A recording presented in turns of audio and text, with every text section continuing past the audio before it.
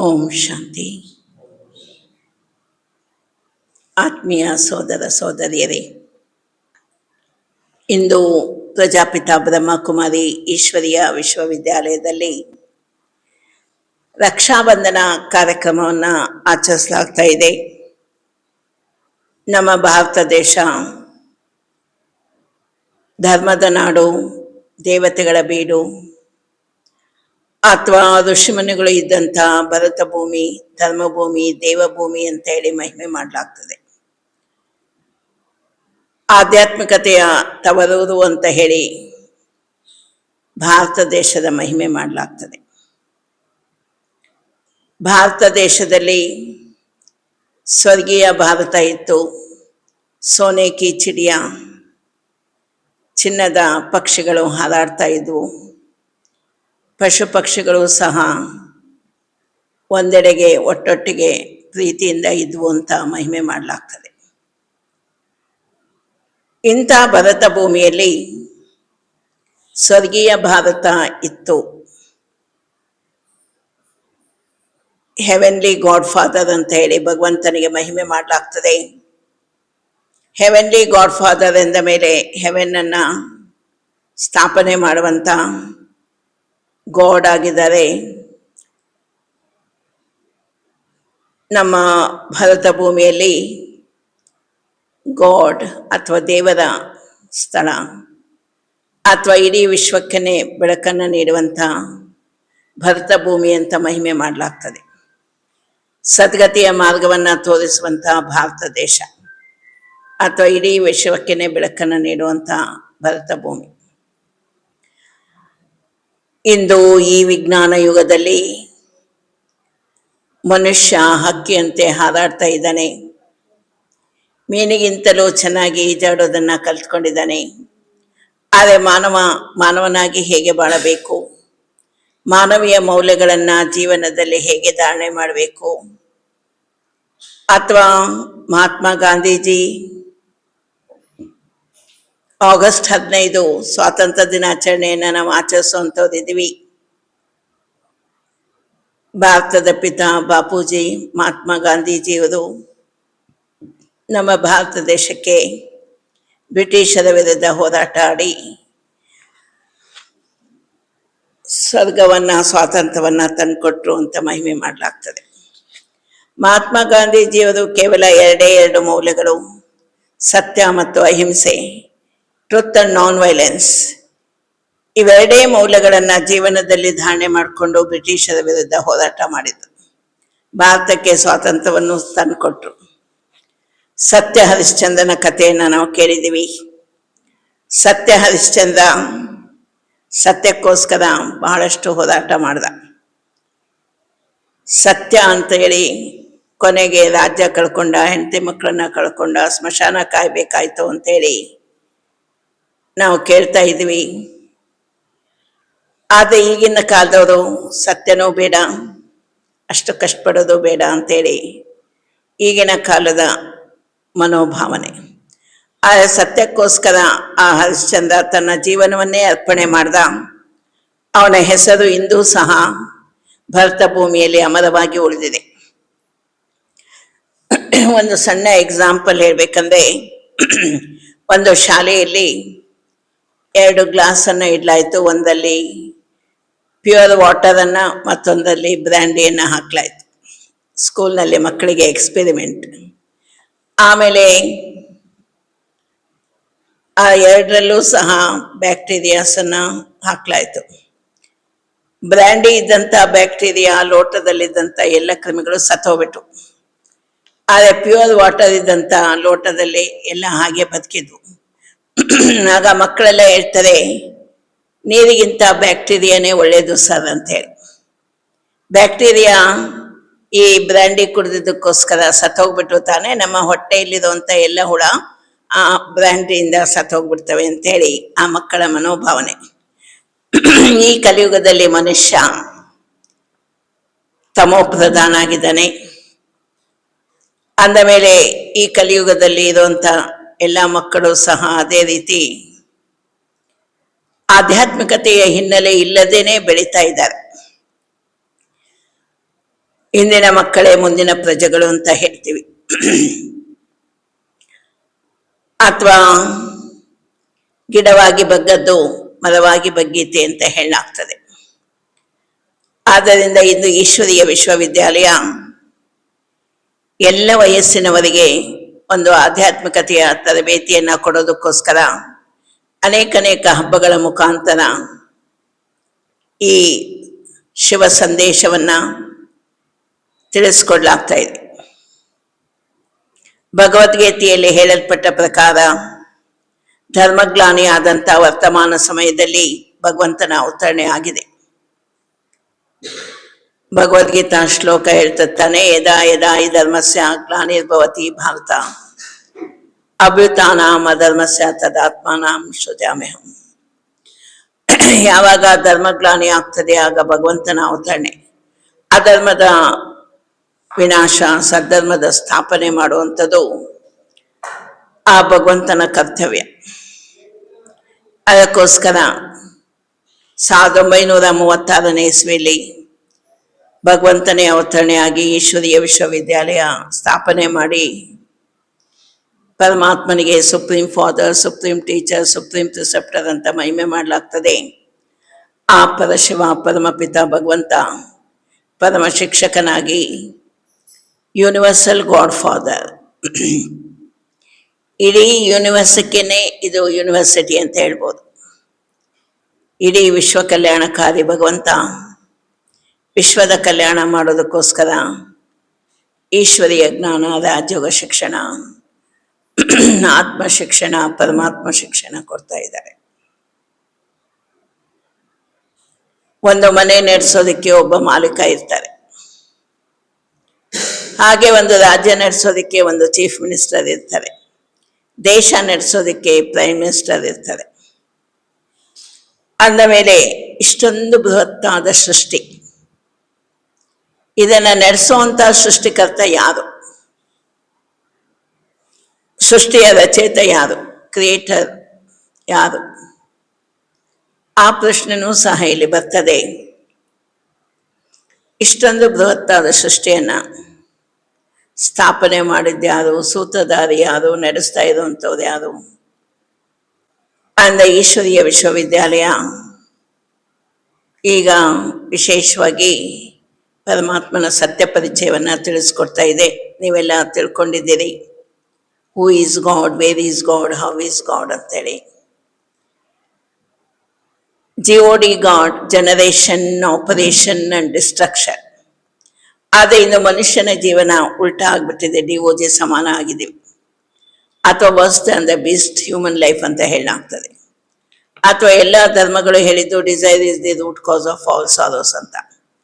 ಇದೇನು ಸಭ್ಯತೆ, ಇದೇನು ಸತ್ಯತೆ, ಇದೇನು ಸಂಸ್ಕೃತಿ ಅಂತ ಹೇಳಿ. ಅಂದಿನ ಭಾರತ ಹೇಗಿತ್ತು, ಇಂದಿನ ಭಾರತ ಹೇಗಿದೆ, ಮುಂದಿನ ಭಾರತ ಏನಾಗ್ತದೆ, ಭವಿಷ್ಯ ಭಾರತ ಹೇಗಿರ್ತದೆ, ಮನುಕುಲದ ಉದ್ಧಾರವನ್ನ ಮಾಡೋದಕ್ಕೋಸ್ಕರ ಆ ಭಗವಂತನ ಅವತರಣೆ ಆಗ್ತದೆ. ದ್ವಾಪರ ಯುಗದಿಂದ ಅನೇಕ ಧರ್ಮ ಸ್ಥಾಪಕರು ಬಂದು ತಮ್ಮ ತಮ್ಮ ಧರ್ಮವನ್ನ ಸ್ಥಾಪನೆ ಮಾಡಿದ್ದು. ಅದೇ ಯಾರೂ ಸಹ ಒಂದು ವಿಶ್ವ ಧರ್ಮ ಸ್ಥಾಪನೆ ಮಾಡೋದಕ್ಕಾಗ್ಲಿಲ್ಲ. ಅಥವಾ ವಿಶ್ವಶಾಂತಿಯನ್ನ ಸ್ಥಾಪನೆ ಮಾಡಬೇಕು ಅಂತೇಳಿ league of nations, united nations organisation UN ಸ್ಥಾಪನೆ ಮಾಡಿದ್ದು, ಅನೇಕ ಇಂಟರ್ನ್ಯಾಷನಲ್ ಟ್ರೀಟೀಸ್ ಅನ್ನು ಸ್ಥಾಪನೆ ಮಾಡಿದ್ದು. ಅದು ಯಾರು ವಿಶ್ವಶಾಂತಿ ಸ್ಥಾಪನೆ ಮಾಡೋದಕ್ಕೆ ಸಾಧ್ಯ ಆಗಲಿಲ್ಲ. ನಮಗೆ ಗೊತ್ತಿರುವಂತೆ ವಿನೋಬಾ ಭಾವೆ ಅವರೆಲ್ಲ ಗೋದಾನ, ಭೂದಾನ ಮಾಡಿ ಅಂತೇಳಿ ಸಮಾಜ ಉದ್ಧಾರ ಮಾಡೋದಕ್ಕೆ ಪ್ರಯತ್ನ ಮಾಡಿದ್ದು. ಎಲ್ಲರೂ ಒಂದಲ್ಲ ಒಂದು ರೂಪದಲ್ಲಿ ಈ ಸಮಾಜವನ್ನು ಉದ್ಧಾರ ಮಾಡಬೇಕು, ಜಗತ್ತಿನಲ್ಲಿ ಪುನಃ ಶಾಂತಿ ಸ್ಥಾಪನೆ ಆಗಲಿ, ಮನುಕುಲದ ಉಳಿವು. ಇಲ್ಲಾಂದ್ರೆ ಏನಾಗ್ತದೆ, ಇಂಥ 10 ಪ್ರಪಂಚಗಳನ್ನ ಸುಡೋಷ್ಟು ವಿಜ್ಞಾನ ಬಾಂಬ್ಸ್ ಅನ್ನ ತಯಾರು ಮಾಡಿಟ್ಟಿದೆ. ಆ ಬಾಂಬ್ಸ್ ಅಂತೂ ತನ್ನಷ್ಟಕ್ಕೆ ತಾನೇ ಸ್ಫೋಟ ಕೊನೆಗೊಂದಿನ ಹಾಗೆ ಆಗ್ತದೆ. ಅದಕ್ಕೂ ಮೊದಲು ಅನೇಕ ಯುದ್ಧಗಳು ಸಹ ನಡೀತದೆ.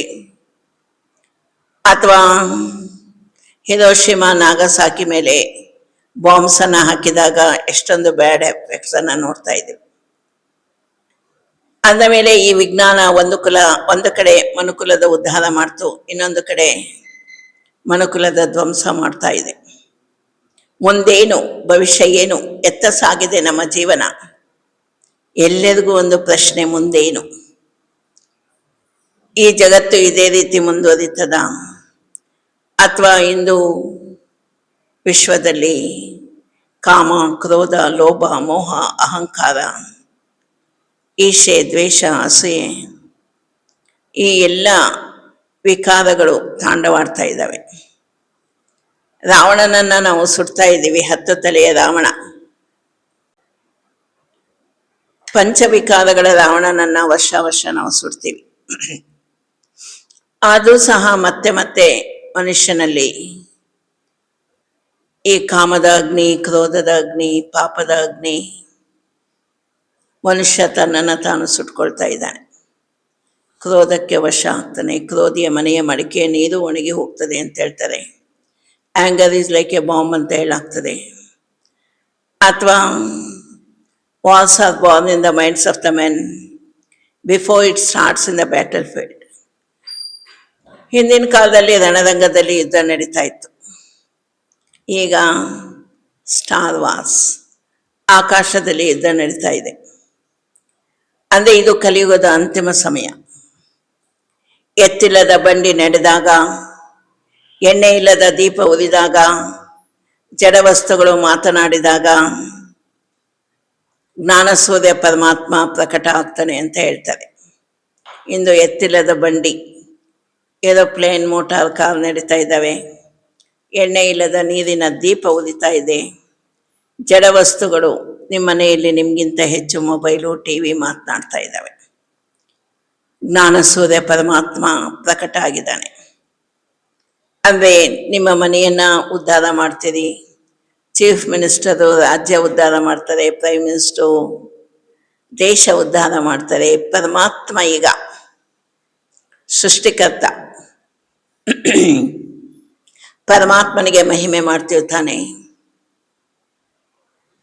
ತ್ವಮೇವ ಮಾತಾಶ್ಚ ಪಿತಾ ತ್ವಮೇವ ತ್ವಮೇವ ಬಂಧು ಸಖ ತ್ವಮೇವ. ನೀನೇ ತಂದೆ, ತಾಯಿ, ಬಳಗ, ಎಲ್ಲ ನೀನೇ, ಸಕಲವೂ ನೀನೇ, ಸರ್ವಸ್ವವೂ ನೀನೇ ಅಂತ ಹೇಳ್ತೀವಿ.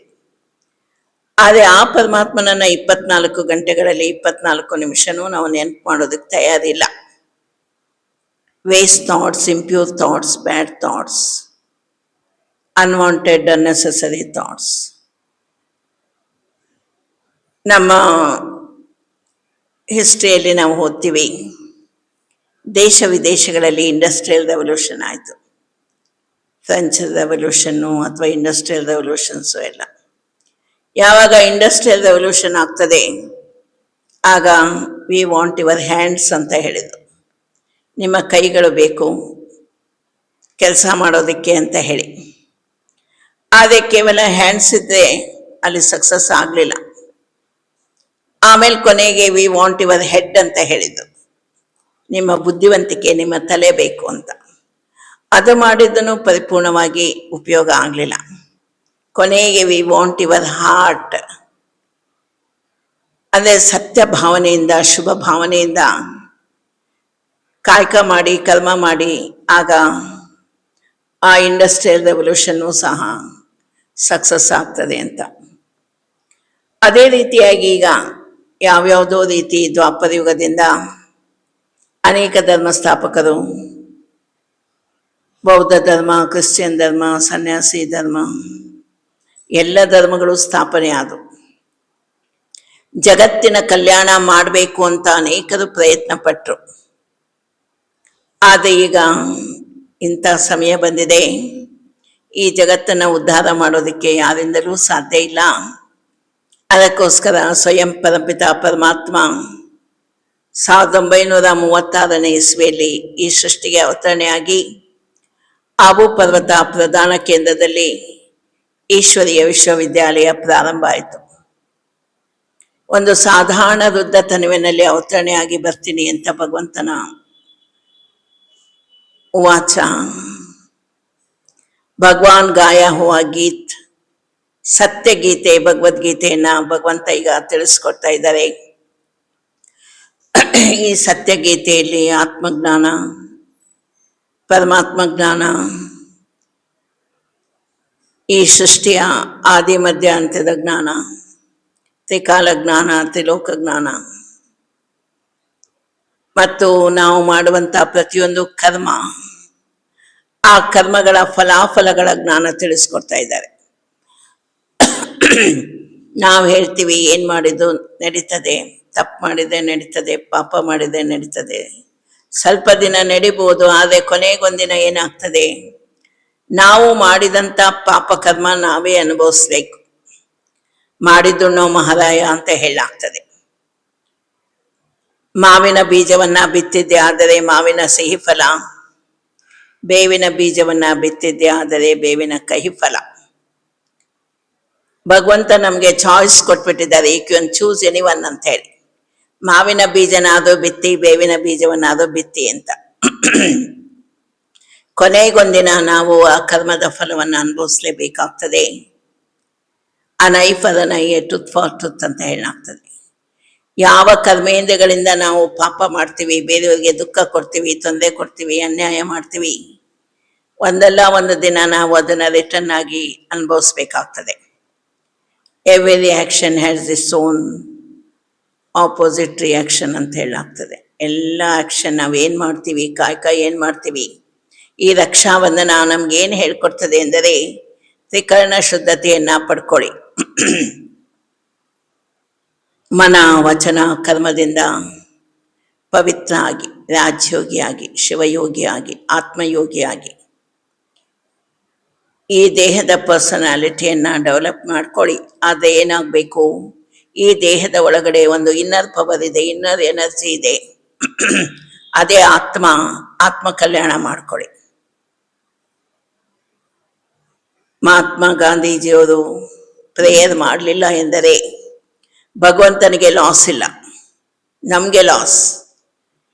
ರಘುಪತಿ ರಾಘವ ರಾಜಾರಾಮ್, ಪತಿತ ಪಾವನ ಸೀತಾರಾಮ್, ಈಶ್ವರ ಅಲ್ಲ ತೇರೆ ನಾಮ್, ಸಬಕೋ ಸನ್ಮತಿ ದೇಹೇ ಭಗವಾನ್. ಪತಿತ ಪಾವನ ಸೀತಾರಾಮ, ಎಲ್ಲ ಪತಿತರನ್ನ ಪಾವನ ಮಾಡುವಂತವನು ನಿರಾಕಾರ ರಾಮ. ಈಶ್ವರನು ಅಲ್ಲ, ಈಶ್ವರನು ಅವನೇ, ಅಲ್ಲಾನು ಅವನೇ, ಖುದಾನು ಅವನೇ, ಎಲ್ಲವೂ ಒಬ್ಬನೇ. ಜಗತ್ತು ಒಂದೇ, ಜಗದೇಕ ಒಡೆಯ ಒಬ್ಬನೇ. ವಿಶ್ವ ಒಂದೇ, ವಿಶ್ವಪಿತ ಪರಮಾತ್ಮನು ಒಬ್ಬನೇ. The word is one, god is also only one ಅಂತ ಹೇಳಾಗ್ತದೆ. ಆ ಪರಮಾತ್ಮನಿಗೆ ನೂರಾರು ಮಹಿಮೆ ಮಾಡ್ತೀವಿ ನಿಜ. ಮುಕ್ತಿ, ಜೀವನ್ ಮುಕ್ತಿದಾತ, ಗತಿ ಸದ್ಗತಿದಾತ,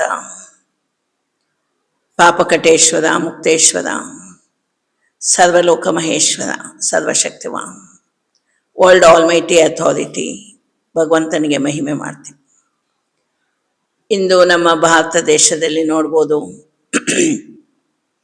ಅನೇಕ ರೀತಿಯ ಪೂಜೆ ಮಾಡಿದ್ದು, ಸಾಧನೆ ಮಾಡಿದ್ದು, ಆರಾಧನೆ ಮಾಡಿದ್ದು,